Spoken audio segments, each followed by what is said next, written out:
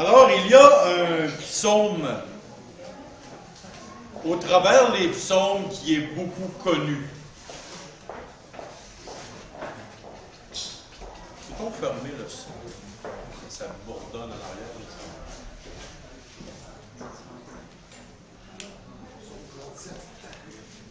Ou mettre le rouge C'est bien, ça faisait un en arrière. OK, il y a un psaume au travers des psaumes qui est très connu. Très, très, très connu. Et le titre de la prédication ce matin, c'est « Qu'est-ce que tu désires le plus au monde? » On a souvent des génies dans les comics.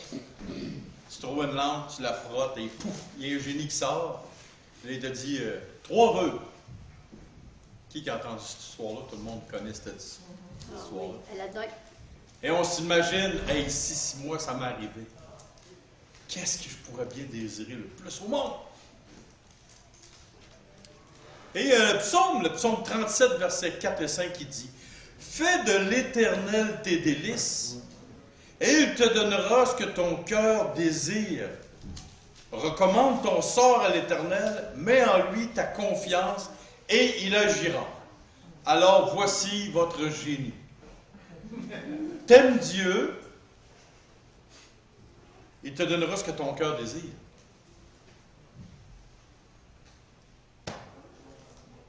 J'ai essayé de frotter ma Bible, puis il y a un génie qui n'est jamais arrivé. Et là, si je vous posais la question, qu'est-ce que vous désirez le plus au monde?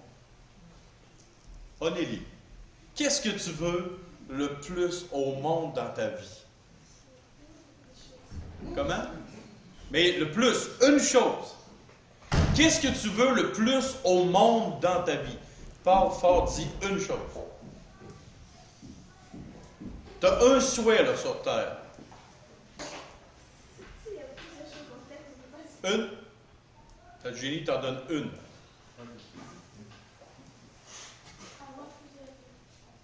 Avoir plusieurs vœux. C'est un choix judicieux. Elle n'est pas folle, c'est bon, c'est bon. Maxime, qu'est-ce que tu veux avoir le plus au monde? Qu'est-ce que tu désires le plus au monde? Non, tu as le droit à un vœu, mais dis pas plus de vœux. C'est déjà dit. On veut tout quelque chose de secret dans notre cœur, dans notre âme. Tiana, qu'est-ce que tu veux le plus au monde? lorsque je suis vivant. Oui, là, qu'est-ce que tu veux le plus au monde, là? Voir ma famille. Voir ta famille. OK. On va se cotiser un billet d'avion, puis on va t'organiser ça. On va demander à quelqu'un de beaucoup plus vieux que nous autres. Gilbert. Je veux juste la paix, je veux plus de trouble. Oh, il veut juste la paix, il veut plus de trouble. Je m'en vais vers cette direction-là. En vieillissant, on veut pas grand-chose, mais on veut une chose ultime. Il y a des choses qui... Quand on est jeune, on a plein de choses en tête. On veut tellement avoir de choses, on a besoin de beaucoup de choses. Tu vas voir tes parents, tu vas avoir un bon travail, tu vas avoir une carrière, tu vas avoir une auto, tu vas avoir... Tu veux tout ça. Maxime, t'as la même affaire. Mais quand tu as déjà tout ça, c'est comme si tu me dirais à moi, James, c'est quoi le livre que tu veux avoir? Oh. Moi, je pourrais t'inverser ça. Quel livre tu veux que je te donne? Vois-tu? On veut tout quelque chose. Et même en vieillissant, je m'approche vers la cinquantaine, puis là, qu'est-ce que je veux avoir pour ma fête? J'ai pas vraiment besoin de quelque chose, mais bon. La santé. La santé.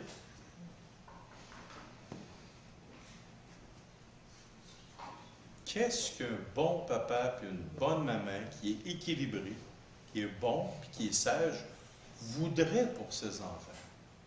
Le bien, leur salut. Leur salut, le bien. Ils ne veulent pas qu'il y ait de misère, nous autres. Ils ne veulent pas qu'il y ait de misère. Ouais. Comme on peut en avoir deux des fois. C'est quoi le plus grand désir de Dieu pour ses enfants?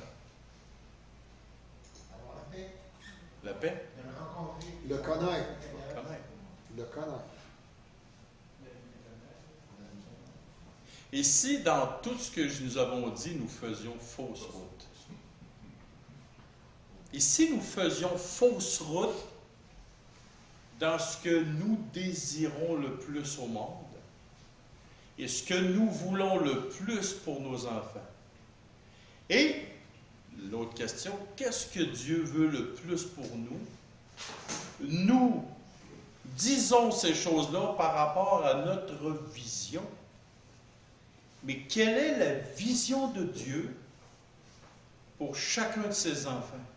Et qu'est-ce que nous devrions désirer le plus au monde? Et là, je vais dire quelque chose qui est tellement, mais tellement, mais tellement à contre-courant et loin même de notre passé. Et c'est un mot, juste un mot.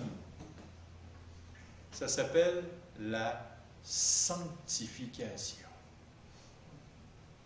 La sainteté. OK. Fais de l'Éternel tes délices, et il te donnera ce que ton cœur désire. La première bout de phrase, c'est souvent oublié par tous les enfants de Dieu.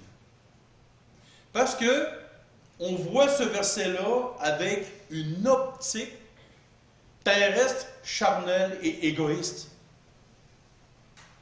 Si tu fais de l'Éternel tes délices, où seront tes yeux, ton aspiration, ton cœur, ton âme?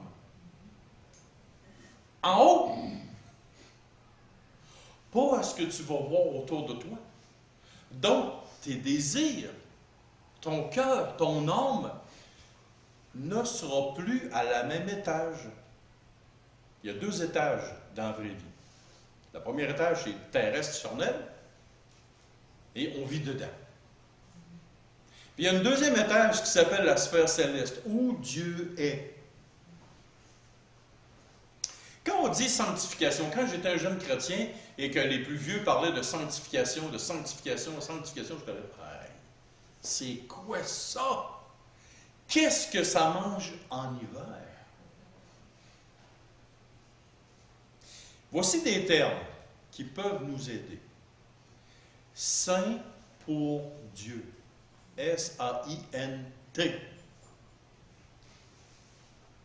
Séparé pour Dieu. Mis à part pour Dieu. Il y a une différence entre séparé et mis à part. Consacré envers Dieu. C'est ça, ça l'englobe tout, la sanctification. Première des choses, c'est d'être saint pour Dieu. Et c'est là-dessus, ce matin, que je veux mettre l'emphase dans le message. Être saint pour Dieu. Et misère, James, tout qu'un contrat. On est tous tout croche. Oui. Ah, puis je suis dans le même bateau que vous autres. Il y a saint pour Dieu, séparé pour Dieu, mis à part pour Dieu, consacré envers Dieu. Saint, c'est ce qui est à l'intérieur, où personne ne voit, sauf Dieu. Séparé pour Dieu, oh, ça les gens le voient. Et c'est pas juste un pasteur ou... non, tous les enfants de Dieu. La Bible dit qu'il y a un sacerdoce spirituel pour tous les croyants. Et ça commence là. Un sacerdoce, c'est un service, c'est quelque chose pour Dieu. Dans le temps, il y avait la tribu des Lévites, c'était une tribu qui était mise à part, autre que les autres 12, au travers des 12 tribus. Et eux autres, ils faisaient quelque chose de particulier pour Dieu. Ils n'étaient pas comme la majorité des gens. Ils ne s'habillaient pas pareil, ils ne mangeaient pas tout ce que les gens mangeaient. Leur fonction, leur travail, c'était pas la même chose que les autres. Et nous, comme croyants aujourd'hui, on est appelés à aller dans la même direction que eux. Il y a un passage dans Hébreux chapitre 12, verset 10 qui dit « Nos pères nous châtiaient pour peu de jours, comme ils le trouvaient bon. Mais Dieu nous châtie pour notre bien, pour le faire. Afin que nous participions à sa sainteté. » Oh! Dieu veut nous faire participer à sa sainteté. Oh, c'est spécial. Quand je faisais des jardins, quand j'étais beaucoup plus jeune, je manquais souvent mon coup, même tout le temps mon coup. Mais j'amenais mes deux petites filles, viens avec papa, m'a fait participer au jardin.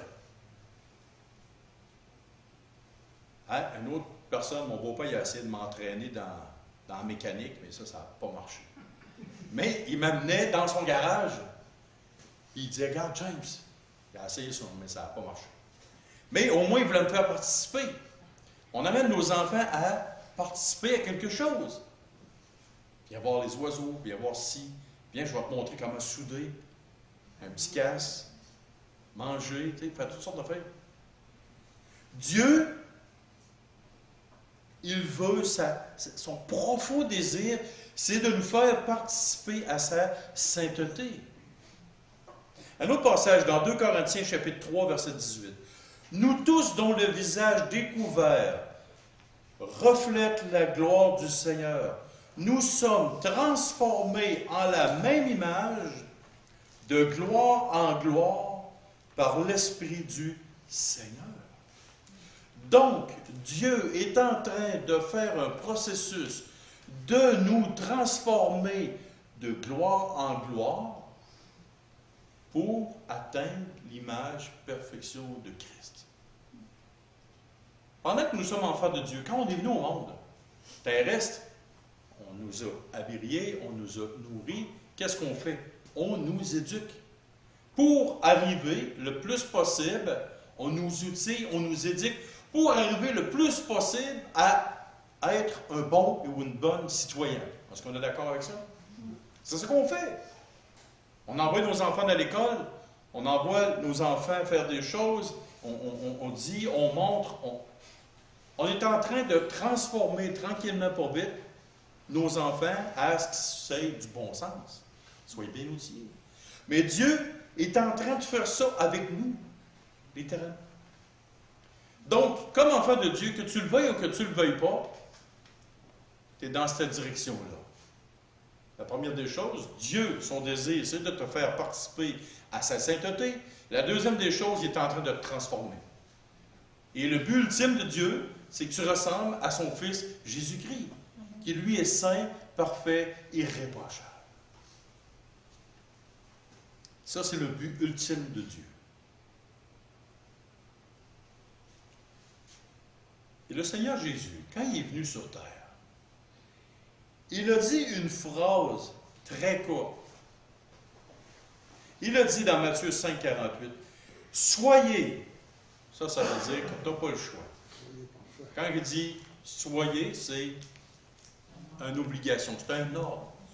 Verbe à l'impératif, je pense. Ah, je me souviens encore un petit peu en français. « Soyez donc parfaits comme votre Père céleste est parfait. » Ça, c'est le standard de Christ. Pour nous, ses disciples. Soyez donc parfaits comme votre Père céleste est parfait. Mais là, vous allez me dire, c'est inatteignable. Oui, c'est atteignable. Mais la job n'est pas encore terminée. Mais, c'est vers là qu'on se dirige. C'est vers cette direction-là. Si on dirait à nos enfants, je veux que tu deviennes un homme et une femme stable émotionnellement. Je veux que tu fasses un homme et une femme fiers de toi. Un homme et une femme, tac, tac, tac. Ma première fille, Jessica, j'ai dit, écoute, ce que je veux, c'est que tu rencontres un bon gars, un chrétien, né de nouveau, attaché à sa parole, qui va dans une église, qui est impliqué dans son église locale. La plupart des parents me diraient, ben là, non, je dis à ma fille, j'ai dit, je veux ça. J'ai dit, je veux pas en bas de ça. Devinez ce que j'ai dit à Josiane? La même affaire. La même affaire. C'est non négociable. J'ai dit, je veux pas que tu me mènes un homme dans notre maison, puis dans ta vie, en dehors de ça. Mais James, ta fille est adulte.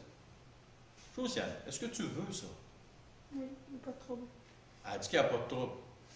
Je veux pas de Mais trouble. il l'a lavé du cerveau. C'est un dictateur. Il n'y a pas de bon sens. C'est qui va payer le cher prix si elle ne respecte pas cette exigence-là? Oui. Elle. Quand le Seigneur Jésus dit « Soyez parfaits comme votre Père parfait », c'est non négociable. C'est qui va en payer le prix si moi, je n'obtempère pas à ça? C'est moi. C'est moi qui vais payer le prix. Donc, le Seigneur Jésus me donne un commandement, une ordre, pour strictement mon plus grand bien et en premier, la gloire de Dieu. Est-ce que Dieu est dictateur quand il dit d'être parfait comme lui? Est-ce que Jésus est un dictateur quand il me dit « Sois parfait comme Dieu ». Non, Jésus n'est pas un dictateur. Est-ce que le Saint-Esprit est un dictateur quand il l'a fait écrire? Pas du tout. Parce qu'il y a un but, il y a quelque chose de bien. Imaginez-vous si Josiane ou Jessica n'avaient pas fait ça. Jessica n'avait pas fait ça. Quel malheur pour le reste de sa vie d'être très mal marié. Mal marié, ça c'est terrible.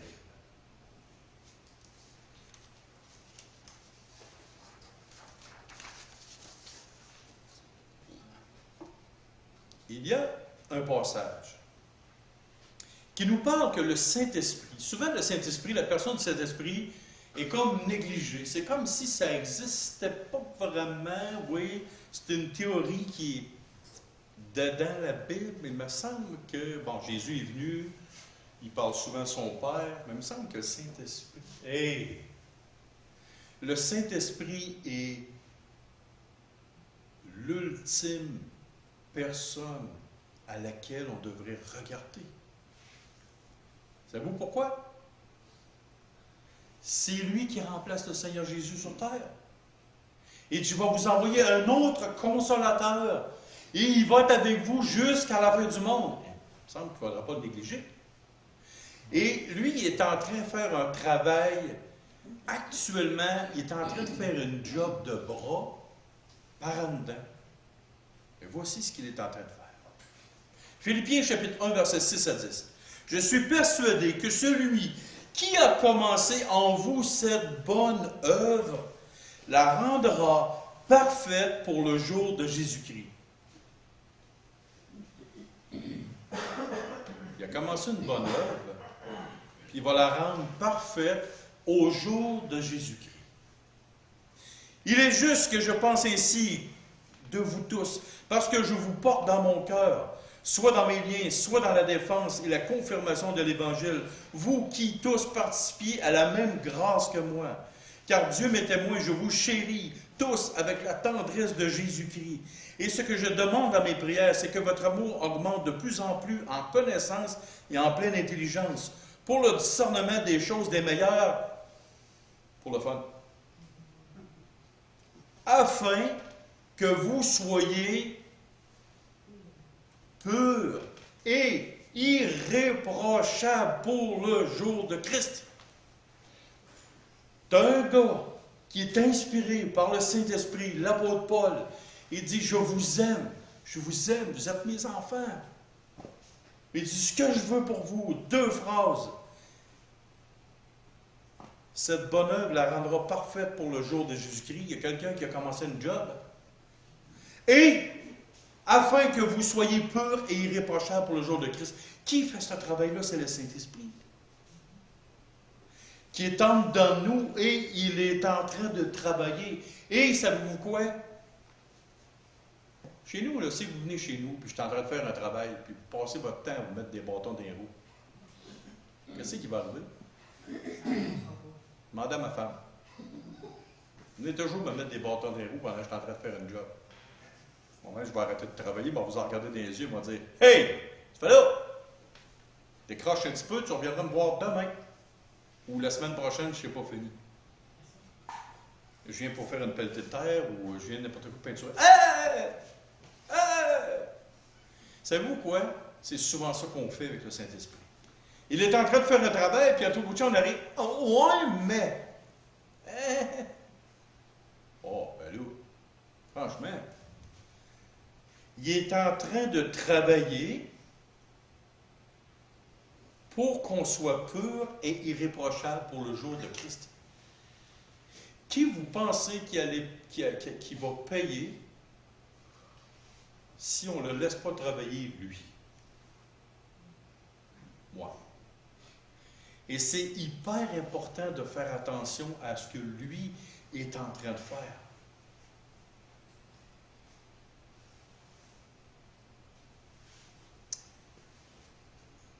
Nous avons dans la parole des directives très claires de la part de notre Père céleste concernant notre marche pratique dans la sainteté, dans la sanctification. J'ai déjà entendu à plusieurs reprises des chrétiens me dire « Ah, moi je suis sauvé, c'est correct, je m'en vais au ciel. »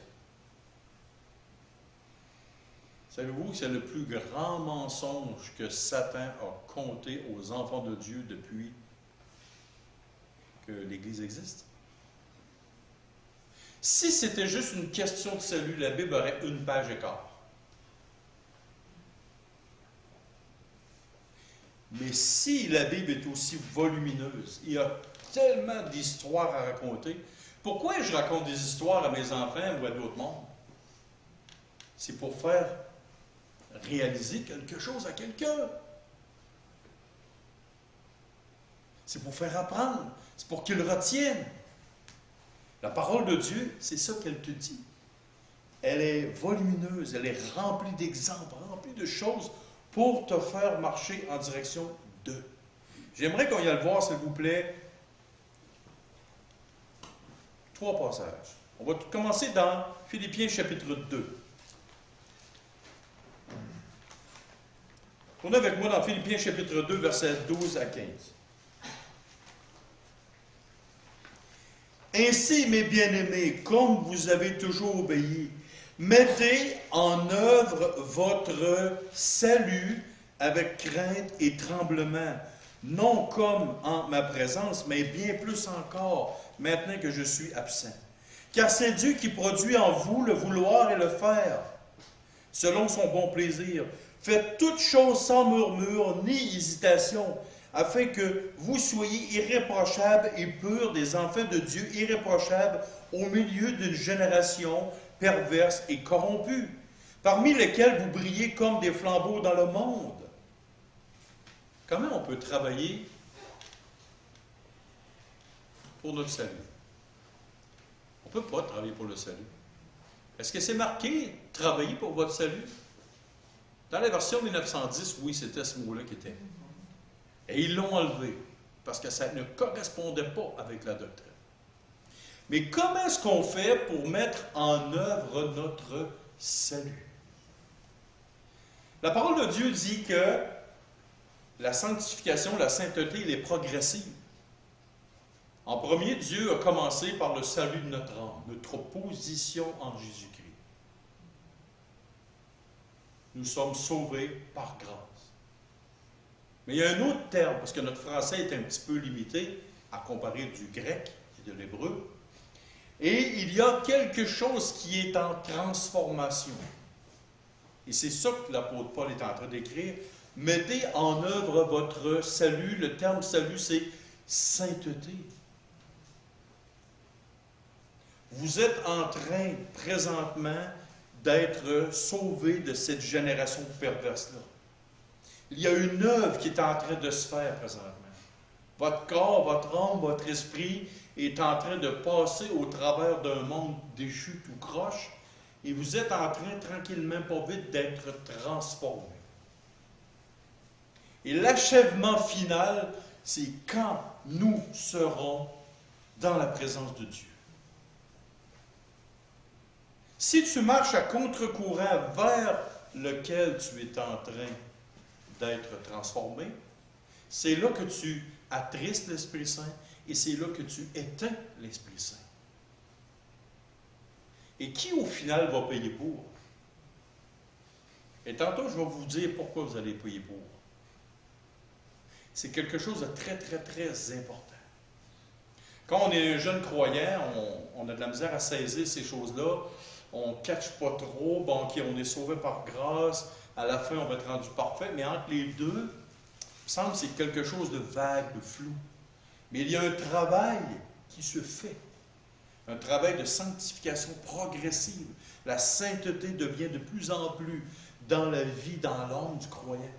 Et il faut laisser le Saint-Esprit travailler dans ce sens-là, afin qu'on soit de plus en plus transformé à l'image de Christ.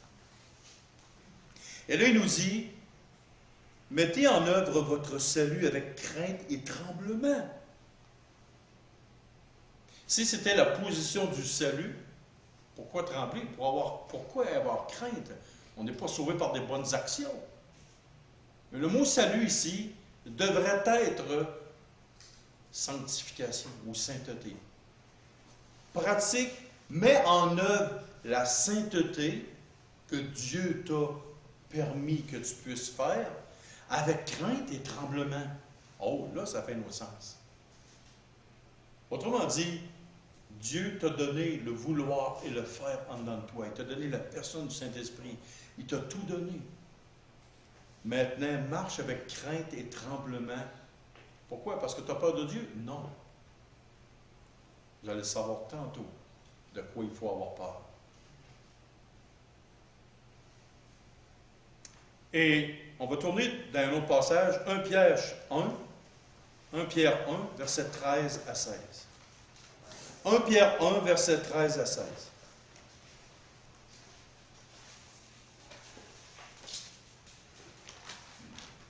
C'est pourquoi saignez les reins de votre entendement. Ça veut dire la tête. Soyez sobres et ayez une entière espérance dans la grâce qui vous sera apportée. Lorsque Jésus-Christ apparaîtra comme des enfants obéissants, ne vous conformez pas aux convoitises que vous aviez autrefois, mais quand vous étiez dans l'ignorance. Mais puisque celui qui vous a appelé est saint, vous aussi soyez saints dans toute votre conduite. Selon qu'il est écrit, vous serez saints, car je serai saint. Et ça, c'est pas évident. C'est vraiment pas évident.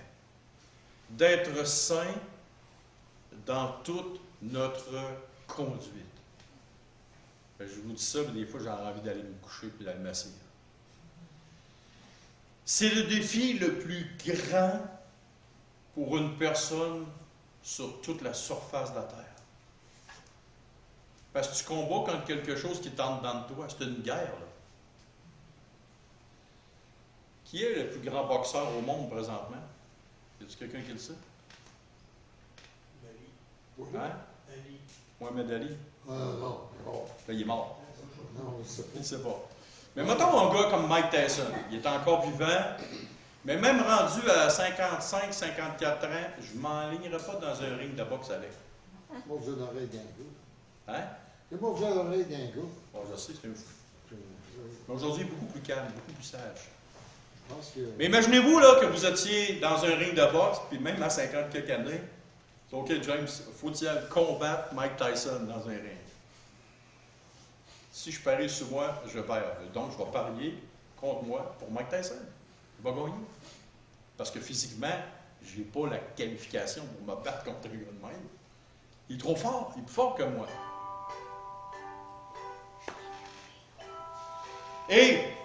Mais par exemple, si Mike Tyson était dans le ring et que moi, je me battrais contre lui, mais j'amènerais 10 des meilleurs boxeurs au monde là. En pleine forme, en pleine capacité. Oh, Mike Tyson perdrait, par exemple. D'ailleurs, il mangerait toute une. c'est moi qui aurai la victoire. Puis en plus, savez-vous quoi? C'est pour moi qui fera le job. C'est les 10 autres. Si moi, je vais au combat contre Mike Tyson, je perds. Mais si c'est 10 boxeurs qui arrivent et qui font le travail pour moi et que moi, je les laisse faire, qu'est-ce qui va arriver? Je vais être vainqueur. Nous avons une nature pécheresse en dedans de nous qui combat contre quelque chose qui est le Saint-Esprit. Et un jour, je me suis posé la question, Seigneur, pourquoi j'ai jamais la victoire sur tel péché, tel péché, tel péché? Me demandais-tu la question, pourquoi? Pourquoi? Parce que c'est moi qui essayais de combattre contre quelque chose de plus fort que moi, le péché. Ah, j'essayais de toutes mes forces. La journée d'après, des fois j'étais là, après 2 jours, ah, et là, ça va être 2 jours. Je manquais toujours mon coup. Qu'est-ce qui fait qu'aujourd'hui, j'ai des victoires sur le péché? Je ne suis pas encore arrivé. Loin d'être arrivé. Il m'en reste d'autres. On dirait que plus tu vieillis dans le Seigneur, plus tu t'aperçois que c'est noir le péché. Et qu'il y en a, puis qui sont camouflés à des places que c'est pas le fun. Puis on dirait que plus tu avances dans le Seigneur, plus l'Esprit Saint t'éclaire, plus tu t'aperçois qu'il y en a qui étaient cachés en arrière, en dedans, en dessous, puis en dessous de la couverte. Tu ne les avais pas vus. Mais qu'est-ce qui fait que tu as la victoire sur un péché? C'est que si tu essaies par tes propres forces de faire quelque chose, et la pire phrase que les enfants de Dieu disent à Dieu, Seigneur, aide-moi.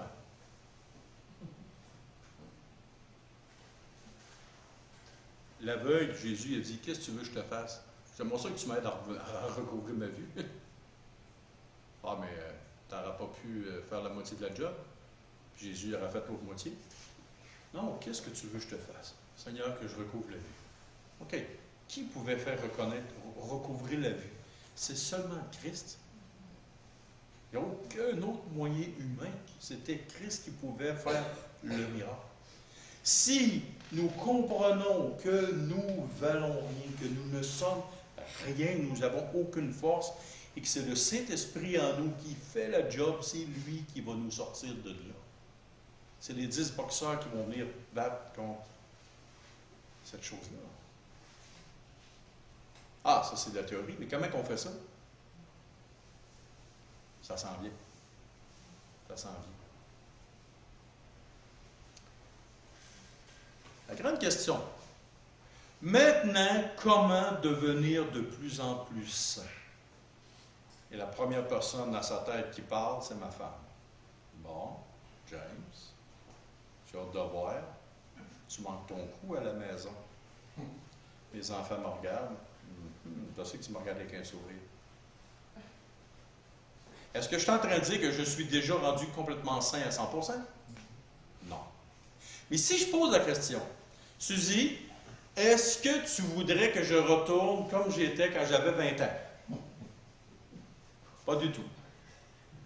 Est-ce que t'as hâte que j'arrive à 60? 50? Ah, c'est bon, c'est bon. Voyez-vous, nous ne serons jamais parfaits, mais aujourd'hui, les gens disent, ah ben, je m'y suis amélioré. Quelle vaine folie. Nous, les enfants de Dieu, au lieu de dire, je m'améliore, non. Le Saint-Esprit m'a transformé. Dieu m'a transformé. Madame Lacasse, voudriez-vous retourner 40 ans en arrière avec M. Lacasse? Elle dit, non, non. Vous l'aimez hein, comme ça, hein? Voyez-vous? On va retourner, mais avec la sagesse qu'on veut maintenant. Ah, tu veux retourner à 40 ans en arrière, mais avec la sagesse d'aujourd'hui? Voyez-vous, c'est ça l'histoire. Il faut absolument que ce soit le Saint-Esprit qui fasse tout le travail. Il faut le laisser travailler, pas lui mettre des bâtons des roues. Bon, maintenant, Comment est-ce qu'on fait pour ne pas mettre des bâtons des roues? Je ne vous le dis pas, je le garde pour moi. Comment on fait pour devenir plus sain? Comment est-ce qu'on fait pour arrêter de mettre des bâtons des roues à la personne du Saint-Esprit? Ça vous tente-tu de le savoir? Qui voudrait avoir $1 million ce matin? OK. Une phrase dit oui. Elle est au moins honnête. Ça règle bien des questions, mais le million, ça s'arrête à la tombe. Après ça, c'est fini depuis. Puis même, ça peut s'arrêter avant. Mais comment devenir de plus en plus sain? La première des choses, il faut que ce soit pas le réel et profond désir de notre cœur.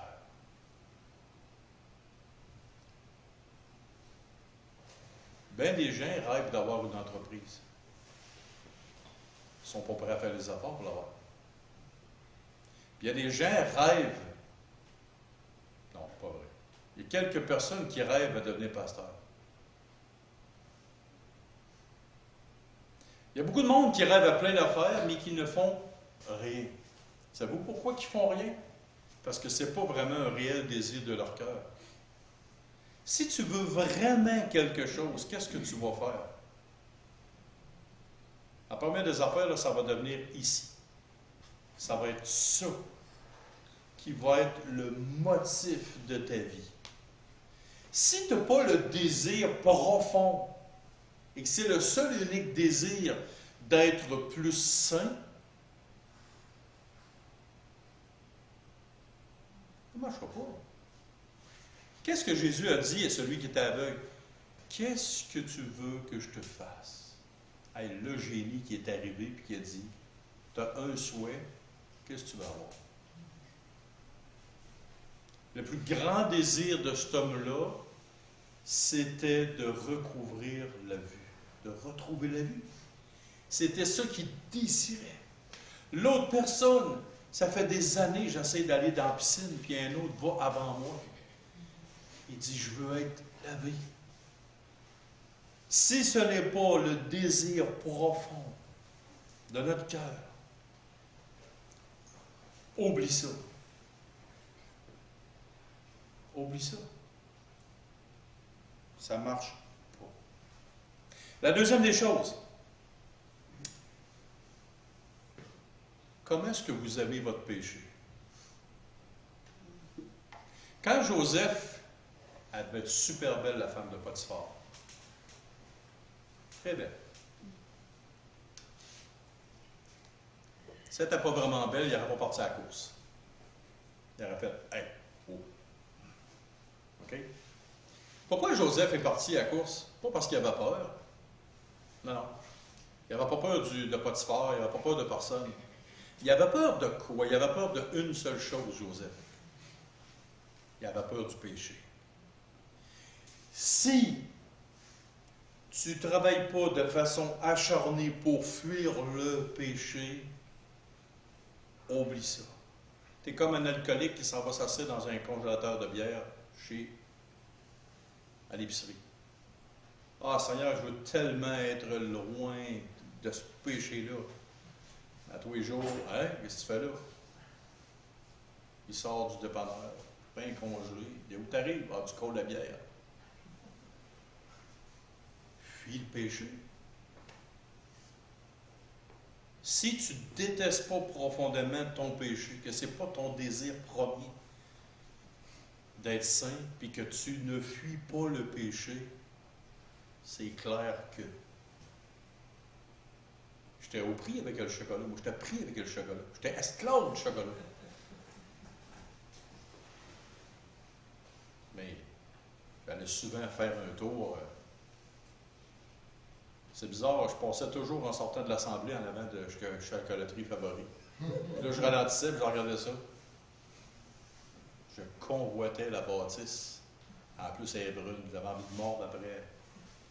Voyez-vous? C'est bon, le chocolat. Oui, c'est bon le chocolat, mais hein. Mais voyez-vous, et s'il y en a dans la maison, ma belle-mère dernièrement a donné une poule en chocolat à ma femme. J'en ai voulu, puis pas à ma belle-mère. J'avais un sentiment partagé. Je dis, bon, encore manger du chocolat. Genre, ça va être le fun. Elle est gentille, ma belle-mère au final. Tu vois? C'est niaiseux ce que je dis, c'est simple, c'est comique, mais c'est ça la réalité. Si tu ne détestes pas un péché au plus haut point, qu'est-ce que tu vas faire? Tu vas aller te mettre la main dans l'engrenage. Troisième chose, la sainteté doit être constamment être l'objet de nos demandes à Dieu, afin de devenir de plus en plus saint. Ma fille Jessica, je me souviens, elle était toute petite. Elle voulait avoir un violon. Elle dit, papa, je veux jouer au violon. C'est beau comment ça a pris de temps, mais j'ai acheté son premier violon. 2 ans. Tu parles d'un sans-cœur, toi. Ah, c'est parce que j'avais vraiment pas beaucoup d'argent, j'étais pauvre raide, puis j'ai dit, écoute, à 600$, je te jure, tu vas me le demander, tu vas vraiment le désirer. Tu veux vraiment jouer au violon? Parfait. Moi, je vais ramasser mes sous, mais je ne veux pas t'acheter un violon pour que 2 jours après, il soit dans le fond de l'armoire, puis que tu t'en sers plus. Ah, j'ai gratté les fonds de tiroir, puis Suzy aussi, puis ah oui, go, puis go, puis go. Puis elle a fini par l'avoir, son violon. Si, puis elle me tannait, puis là, je dis ça souvent. Alors, demande-moi-le. Alors, demande-moi-le. Elle a fini par l'avoir. Elle a joué au violon. Qu'est-ce que Jessica faisait à l'assemblée dès le début? Elle jouait du violon. On n'a pas de musique. Il n'y avait pas de musique, mais il y avait Jessica qui jouait du violon. Ah oui, plusieurs années. Mais voyez-vous, si ce n'est pas le désir constant de ton cœur, puis tu te demandes ça, est-ce que nous avons prié constamment Dieu pour être de plus en plus saints? Quand est-ce que la dernière fois vous avez prié Dieu pour demander d'être de plus en plus parfait, de plus en plus saint? Levez la main, s'il vous plaît. Voyez-vous, ce n'est pas quelque chose que nous recherchons, mais savez-vous quoi? C'est ce qui est le plus important sur terre. On veut avoir les victoires sur le péché, mais on ne s'en va pas dans cette direction-là. On veut avoir la victoire sur telle chose, mais on ne s'en va pas dans cette direction-là. Donc, il faut que ce soit vraiment quelque chose qu'on demande à Dieu constamment. Il faut avoir peur du péché, il faut avoir le péché en horreur. Romains 12, 9, que l'amour soit sans hypocrisie, ayez le mal en horreur, attachez-vous fortement au bien. Dernièrement, ils ont dit à des drag queens, des hommes habillés en femmes, maquillés comme des femmes, pour l'inclusion sociale ou l'acceptabilité sociale, je ne sais pas trop quoi, quelle folie humaine encore. Vous allez aller dans des écoles primaires faire la lecture habillée en femme à des enfants. Scandale. Je vais le répéter, là, c'est un péché. C'est grave, c'est un scandale. Ça, j'ai son horreur. La prochaine est quoi? C'est quoi la prochaine étape? Ah, oui. On va emmener des pédophiles dans la classe de tes enfants, hein, Modeste, pour qu'ils lui fassent la lecture pour l'inclusion sociale. C'est quoi ça? Le mal, sous toutes ses formes, il faut l'avoir en horreur. Il faut le dénoncer. La parole de Dieu nous dit dénoncer. C'est mal. Les hommes aujourd'hui ne savent plus comment faire la différence entre le bien et le mal. Entre le bien et le mal. Mais ce qui est mal, ça s'appelle mal. Une banane, ce n'est pas un mofleur de char. C'est une banane, ça pousse d'un arbre. Un mofleur, c'est fabriqué dans une usine. Ça va en dessous d'un auto. Puis une banane, ben, c'est jaune, c'est fabriqué dans un arbre, ça vient dans ta bouche. Et il y a une distinction, c'est très, très, très. Mort dans un mofleur, de mort d'une banane. Ouais, ça va faire tout le même goût. Le mal, c'est le mal, puis le bien, c'est le bien. C'est pas, ouais, mais c'est selon la perspective de chacun. Non, non. Passe à la lumière rouge parce que tu dis que c'est pas grave, toi. Pour voir ta perspective, tu vas l'avoir en avant, sur ses côtés ou en arrière. Tu vas voir, tu vas faire un saut, tu vas frapper un mur. Parce que le numéro, c'est que tu arrêtes, point final. Voyez-vous, la Bible dit, ayez le mal en horreur. Mais justement, si tu aimes ton péché, et si tu ne l'as pas en horreur, ça ne marche pas. Tu ne peux pas avancer vers la sainteté puis en même temps aimer le mal. Tu ne peux pas. Ça ne fonctionne pas.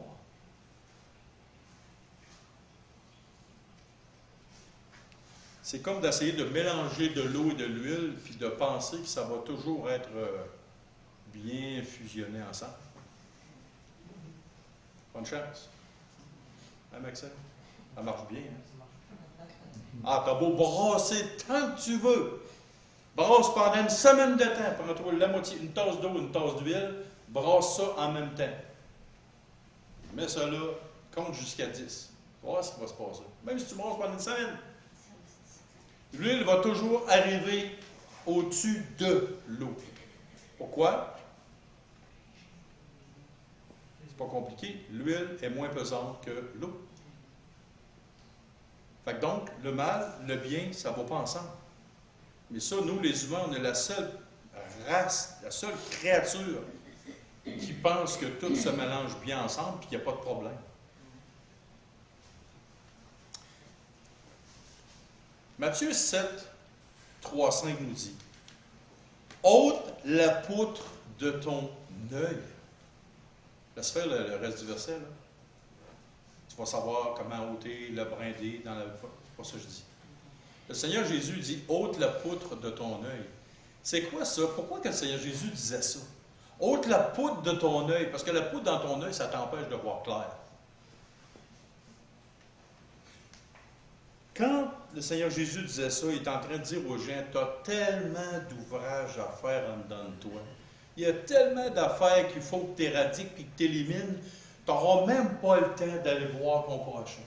Occupe-toi de tes propres affaires, regarde les poutres qui sont dans tes yeux, tu as 2 œils, tu as 2 poutres, c'est rempli à pleine capacité. Puis quand tu vas atteindre un très bon degré de sainteté, là, tu vas pouvoir dire à ton prochain, viens. Puis avoir remarqué qu'il dit toujours, regarde, toi, tu as une poutre, mais lui, il a une brindille. C'est vraiment gros ce que tu as dans ta vie. Regarde-toi, toi en premier, tu regarderas les autres après. Et dans le psaume 119, 105, c'est marqué que... Qui le connaît par cœur, ce psaume-là?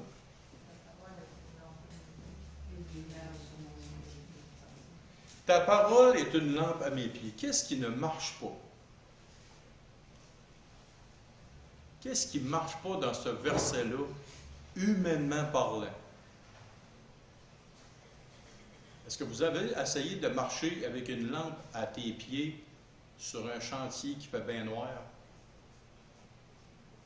Il me semble que, imagine-toi, tu as une lampe à tes pieds, là. Premier enfant que tu vas entendre, pling! Pling! Ça va accrocher. Dans ce temps-là, c'était une lampe, il fallait que tu fasses attention, parce que l'huile était dedans, et il y avait une petite mèche. Fait que si tu embrassais un peu, l'huile se répandait. Mais pourquoi Dieu a dit, ta parole est une lampe à mes pieds et une lumière sur mon sentier? Ça m'a frappé une fois, j'ai dit, comment ça qu'il y a une lampe à ses pieds? Tu ne te promènes pas sur un sentier, un chemin qui fait bien noir avec une lampe à tes pieds. Pas trop long que l'huile va à la terre, puis il va faire encore plus noir. Pourquoi? Il faut s'enfarger, puis il faut que tu fasses attention, parce que tu vas t'enfarger si la lumière va péter. Ta parole est une lampe à mes pieds. Qu'est-ce que tu fais avec tes pieds? Tu marches. Tu as un sentier qui est vraiment noir. Et si la parole de Dieu t'éclaire comme une lampe, tu ne te mettras pas les pieds dans un endroit où il ne faut pas que tu ailles. C'est une métaphore, c'est une façon de dire, si tu ne prends pas la parole de Dieu comme une lampe, où tu vas mettre les pieds, où tu vas marcher, c'est là que tu vas te planter. À toutes les fois qu'un être humain se tourne vers la parole de Dieu, il est éclairé et il ne fait plus de faux pas. Tout est si bien qu'il faut que la parole de Dieu soit ouverte. Qu'est-ce qui est arrivé avec David, le roi David? Chaque jour, il était supposé de lire la parole de Dieu. C'était une loi pour le roi. Il fallait qu'il écrive la parole. Il fallait qu'il la lise chaque jour, afin de marcher droitement avec l'Éternel Dieu. Mais un soir, la parole de Dieu était fermée. Il y avait une belle femme. Puis là, il a conçu quelque chose dans sa tête. La lampe était éteinte à ses pieds et il a marché sur un sentier qu'il n'aurait jamais dû marcher. Et c'est là que tout s'est enchaîné un dans l'autre. Donc, il faut toujours que la parole de Dieu soit partie prenante chaque jour de nos vies, de nos cœurs. Si la parole de Dieu n'est pas là, qu'est-ce que ça fait? Tu n'es plus éclairé, puis là tu marches sur un chantier. Pourquoi je dis toujours chantier? Sentier. Un sentier. Pas de neige, mais un sentier. OK? Le psaume 23. Oui. L'Éternel est mon berger. OK. Et il y a un autre texte que j'aimerais qu'on tourne. Matthieu 19, versets 16 à 22.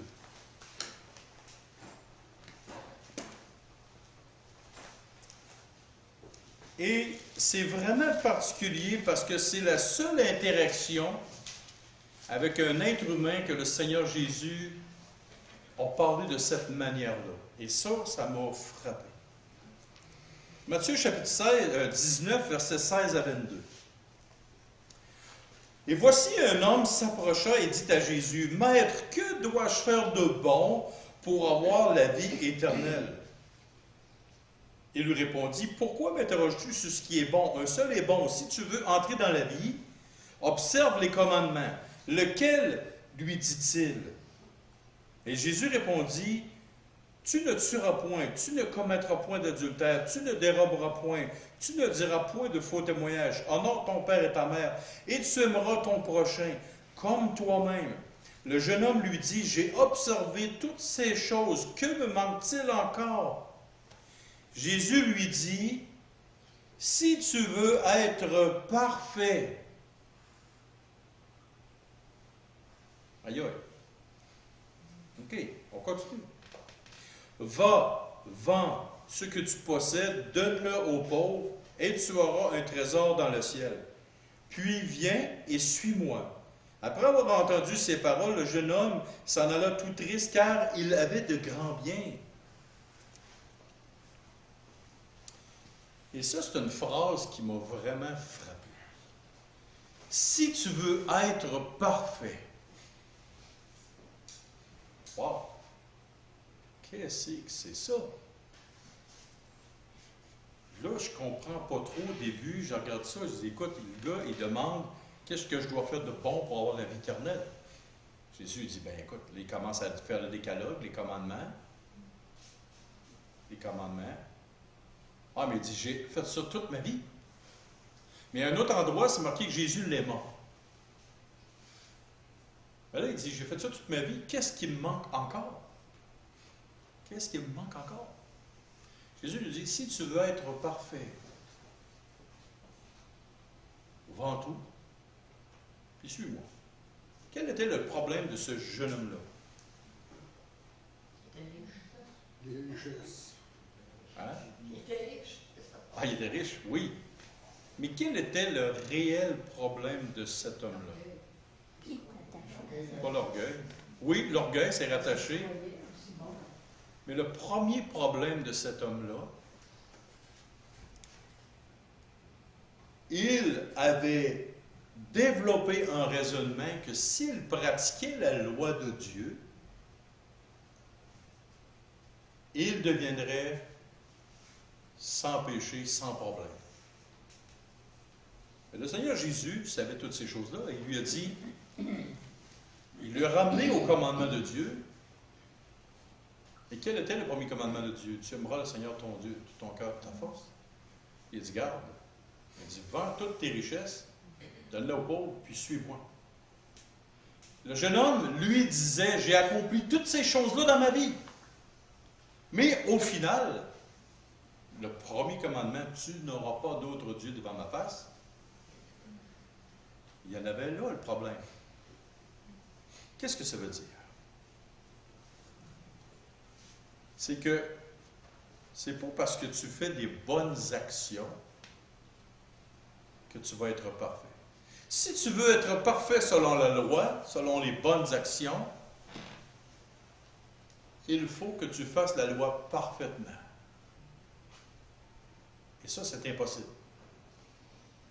Parce que tôt ou tard, tu vas toujours te faire reprendre dans le détour, même si tu penses que tu es parfait.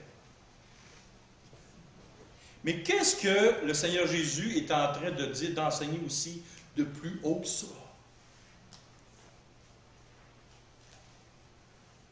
La première des choses,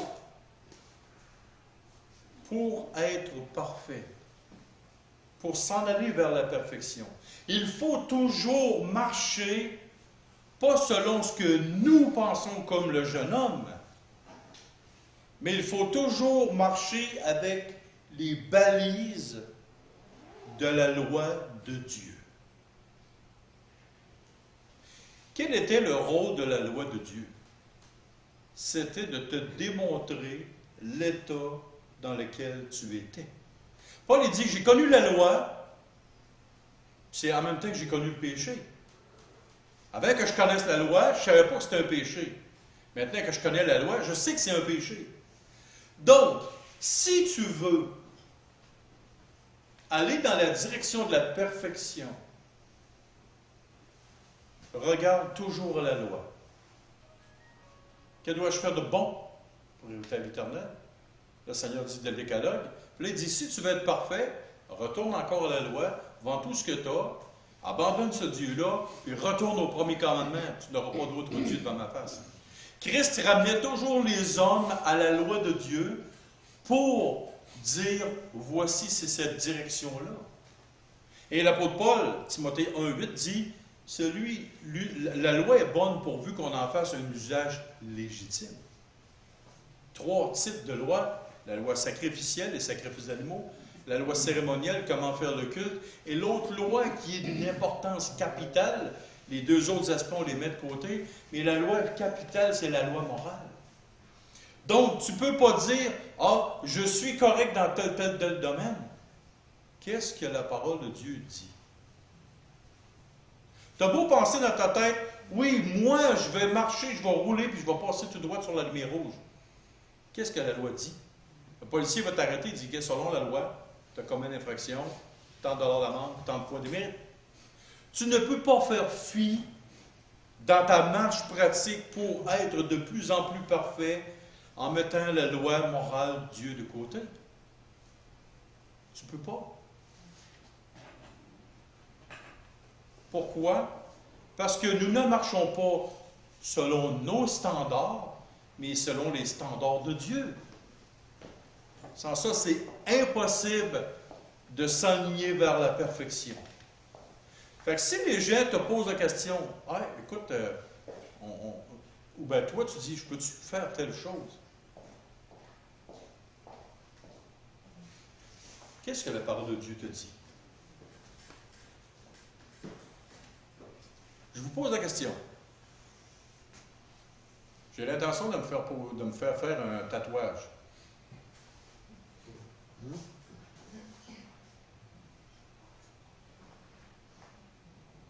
Qu'est-ce qui se passe? Un berger allemand sur l'épaule, tatouage. Qu'est-ce que la parole de Dieu me dit? Elle me dit quelque chose. Ah, j'ai l'intention de faire telle autre chose. Ah, qu'est-ce que la parole de Dieu me dit? J'ai l'intention de... Voyez-vous, je ne me ferai pas faire le tatouage en passant. OK? Sans crainte. Mais j'ai l'intention de... Me semble que ça serait comme ça. Qu'est-ce que la parole de Dieu dit? Toujours revenir au standard de la parole de Dieu. Et ça, c'est une lampe sur votre sentier. Nos standards et notre vision de la perfection, il faut toujours se rappeler qu'ils sont altérés par notre ou nos péchés. Comment des êtres haïssables et dignes d'être haïs pourraient avoir une perspective honnête sur notre propre état moral? On est coupable, perverti, dépravé, totalement dépravé. On est dans les ténèbres absolues. Comment, avec notre jugement humain, on peut avoir des bonnes balises pour dire ça, c'est correct devant Dieu, puis ça, ça ne l'est pas? C'est impossible. C'est impossible. Voulez-vous la plus grande preuve? Les enfants, aujourd'hui, dans les écoles, sont tous très bien élevés. Ils sont tous d'une éducation parfaite. Wow! Pourquoi que ça a eu tant de dégradation? Parce qu'avant, les plus vieux avaient des principes moraux. Où est-ce qu'ils prenaient ça, ces principes moraux-là?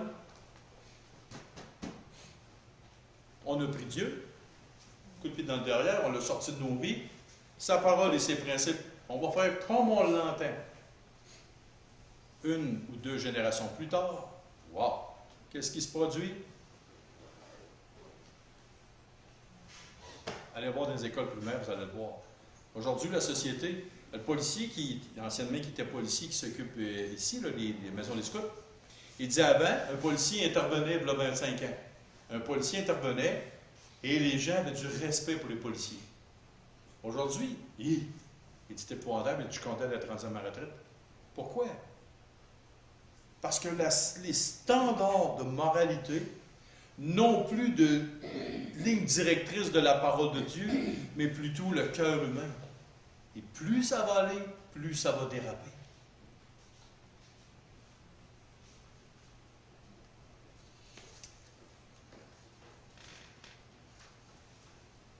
Il y a deux proverbes, Proverbe 16.2 et Proverbe 21.2.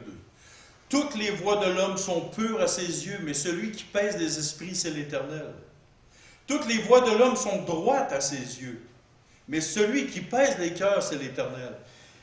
L'homme pense que dans son esprit, dans ses voies, tout est correct. Mais au final, c'est selon les standards de Dieu, pas selon les nôtres.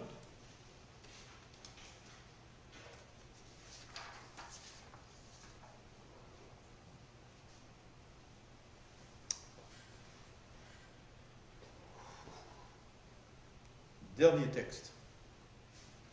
Mais avant, il y a des textes très clairs dans la parole de Dieu. Et là, c'est là quand je vous ai dit tantôt les conséquences de ne pas rechercher la sainteté, voici les conséquences. Recherchez la paix avec tous et la sanctification, sans laquelle personne ne verra le Seigneur. Est-ce qu'on peut être plus clair que ça? Recherchez la sanctification, sans laquelle personne ne verra le Seigneur. Hébreux 12, 14. 1 Jean 2, 28. Et maintenant, petits enfants, demeurez en lui, afin que lorsqu'il paraîtra, nous ayons de l'assurance, et qu'à son avènement, nous n'ayons pas la honte d'être éloignés de lui. Matthieu 5, 8. Heureux ceux qui ont le cœur pur, car ils verront Dieu. Il y a une différence sur terre entre être dans la présence de Dieu et voir Dieu. Est-ce que Dieu, on est dans la présence de Dieu ce matin? Oui. Mais est-ce qu'on voit Dieu? Non. La parole de Dieu, elle nous dit que ceux qui n'auront pas cherché la sainteté, ils seront dans la présence de Dieu. Ils seront dans l'éternité avec Dieu. Mais ils ne pourront pas voir Dieu. Et si je dirais ça dans un congrès de pasteurs, d'après moi, je me ferais garocher des tomates. Mais c'est la stricte et pure vérité. Et maintenant, petits enfants, demeurez en lui. Si je ne demeure pas en lui, qu'est-ce qui arrive? afin que lorsqu'il paraîtra, et un jour, il va paraître le Seigneur Jésus, nous ayons de l'assurance, et qu'à son avènement, nous n'ayons pas la honte d'être éloignés de lui. Comment est-ce qu'un enfant de Dieu va pouvoir être éloigné de lui si je ne demeure pas en lui, si je ne demeure pas en Christ? Il y aura différents niveaux de jugement, de degrés de jugement en enfer. Et il y aura différents degrés de proximité avec Christ dans l'éternité. Qu'est-ce qui arrive si je ne recherche pas la sainteté, sans laquelle personne ne verra le Seigneur? On a beau s'ostiner tant qu'on veut. Je ne pense pas la même chose. James, c'est dans le champ. La parole de Dieu est claire. Heureux ceux qui ont le cœur pur, car ils verront Dieu. Si ton cœur n'est pas pur devant lui, oui, tu vas être dans sa présence dans l'éternité. Qui a assisté à la transfiguration? Pierre, Jean-Jacques. Pourquoi pas les 12? Pourquoi Moïse, lui, et non son frère Aaron ni sa sœur, Myriam, a vu le buisson ardent? Pourquoi Ésaïe a vu Dieu dans son temple? Il y a des degrés de proximité avec l'Éternel Dieu, comme il y a des degrés de jugement en enfer. Vous serez dans sa présence, mais il y aura une différence.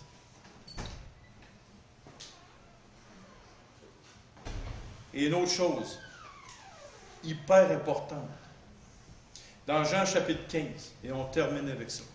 Jean chapitre 15, versets 1 à 8.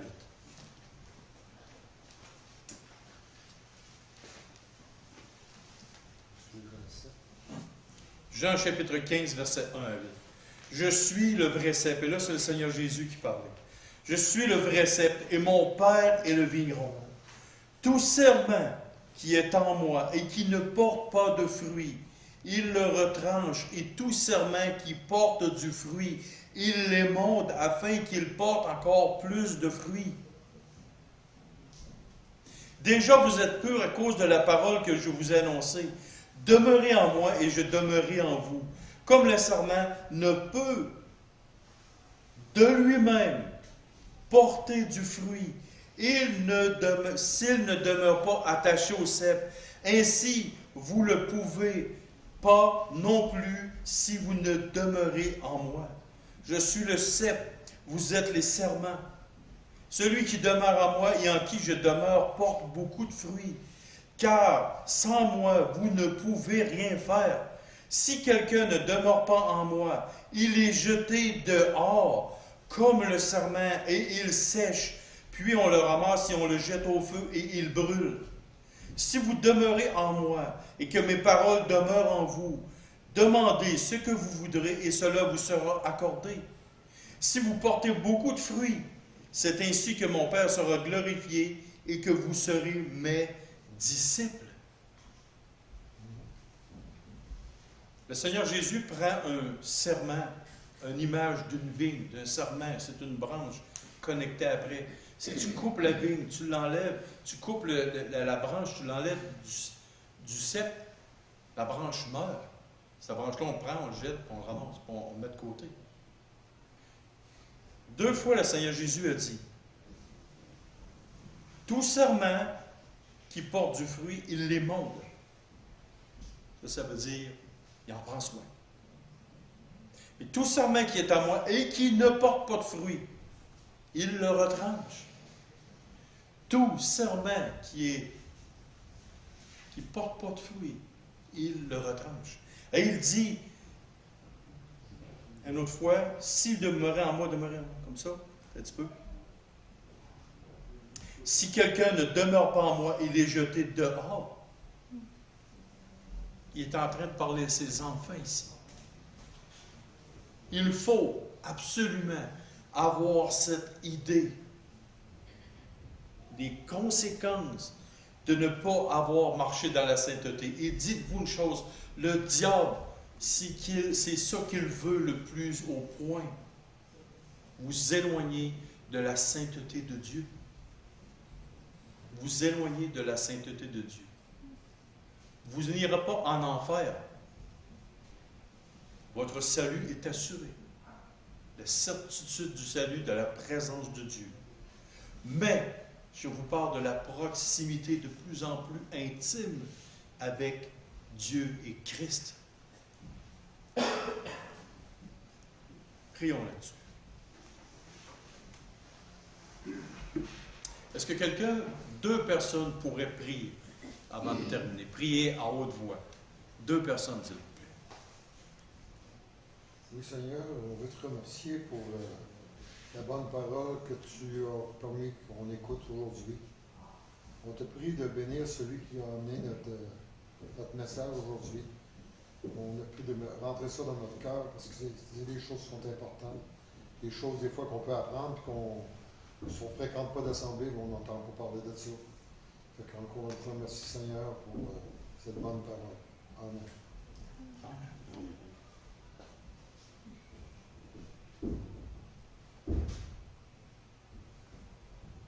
Seigneur, pour toujours me montrer le chemin, s'il te plaît, ma droite, de ma main, essayer de continuer à avancer et de vaincre mes péchés. Je pense que ce message de matin, ça devait être à moi, et tout le monde dans l'assemblée. Je veux te remercier pour ce que tu as fait.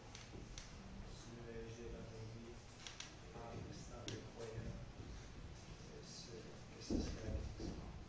Alors, aide-nous à y croire et à chercher la bonne chose dans nos cœurs. Merci Seigneur. Amen.